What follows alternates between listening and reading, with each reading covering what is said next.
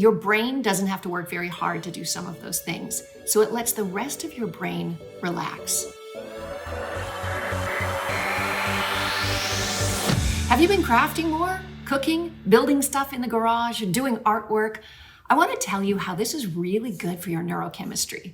I'm Dr. Wendy Walsh. I'm a journalist, I'm a mother, I have a PhD in psychology, and like many of you, I've been quarantined for quite a few months. And I've noticed something very interesting, that the people in my household, my 2 daughters and I, have been doing physical things. Just this morning, my 21-year-old daughter was learning how to sew and making a Hawaiian shirt. I was digging a box of compost out on my front doorstep, and my youngest daughter was making a beautiful collage. Now, it made me think, why is this? We certainly do know that behavioral medicine has been around for a long time. But one researcher who studied the connection between our brains and working with our hands calls this fine motor skill work behaviorceuticals. Now, we know traditional behavioral medicine.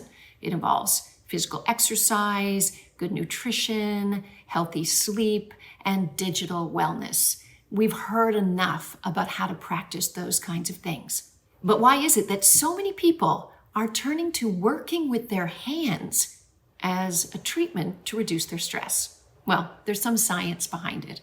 First of all, it gives you that tuned in feeling, that hyper focus that actually relaxes your brain.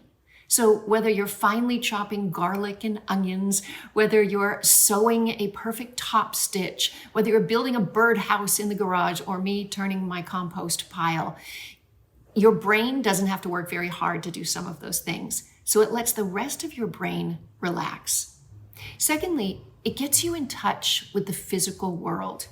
When we're feeling stress, we almost get out of our bodies. We get a little bit numb when we're feeling anxiety.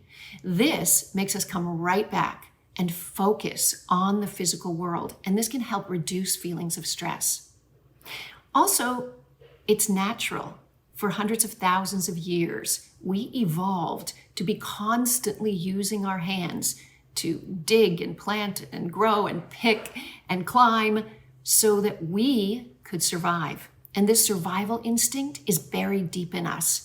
When we get back to working with our hands, we feel almost like our caveman ancestors, and it gives us a natural feeling of place and time of where we're supposed to be. Also, when you're working with your hands, you can have an epiphany.